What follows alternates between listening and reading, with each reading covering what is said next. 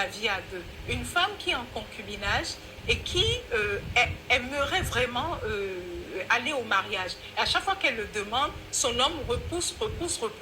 Et qu'elle va dehors, par exemple, et elle rencontre un autre homme qui lui dit « Moi, je t'épouse ». Et son cœur, c'est pas, elle commence à balancer entre les deux. Que lui conseilleriez-vous? Tout en sachant qu'elle rêve d'avoir cette bague au doigt aussi. Et que son homme ne dit rien de façon concrète. Mais est-ce que dans ce sens-là, quel est le poids de l'engagement de la parole? Est-ce qu'elle reste quand même dans ce foyer-là en se disant, bon, il finira par le faire, ou elle sort de là en se disant, bon, il faut que j'évolue? La réponse que je vais donner sera une réponse par expérience de coaching.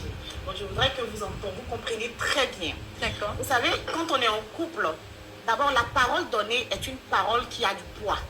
L'homme qui dit que je veux de toi comme femme, il faut l'emmener à dire concrètement comme femme, c'est-à-dire me déclarer, faire ceci, faire cela et être dans un processus de planification. Mais un homme déjà qui vous dit que je veux de toi comme femme et que vous lui demandez quand est-ce qu'on va faire les différentes étapes, il vous dit je ne sais pas.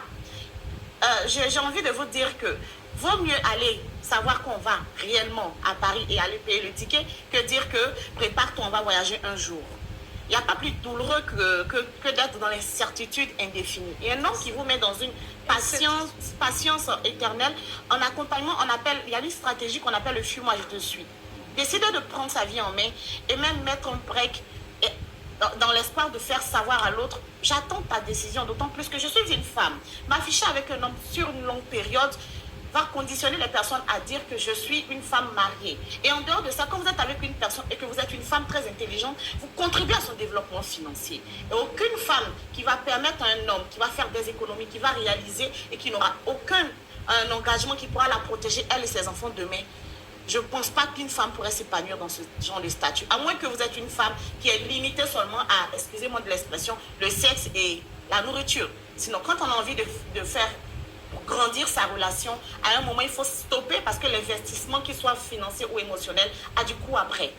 Ou alors c'est où justement on n'a pas, parfois on n'a juste pas envie d'aller au-delà de cet engagement, parce qu'il y a des gens qui peuvent être en couple, mais qui décident de ne jamais se marier. Ça, c'est un choix aussi. C'est ça. Et si vous le dites officiellement, il faut peser le pour et le contre. Mais ces personnes-là restent célibataires. Et c'est pour ça que les sociétés ont prévu maintenant des contrats spécifiques. C'est-à-dire qu'on n'est pas marié, on est lié par un contrat. Et ce contrat-là, il fait foi même dans nos pays africains.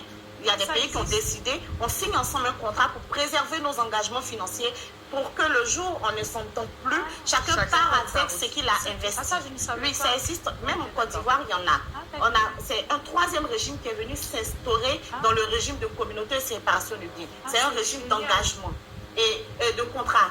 Et ce contrat-là nous protège. Et si cet homme ne veut pas se marier avec vous, que vous voyez même que le mariage n'est pas une condition sine qua non pour être épanoui, vous pouvez accepter, mais sécuriser cela.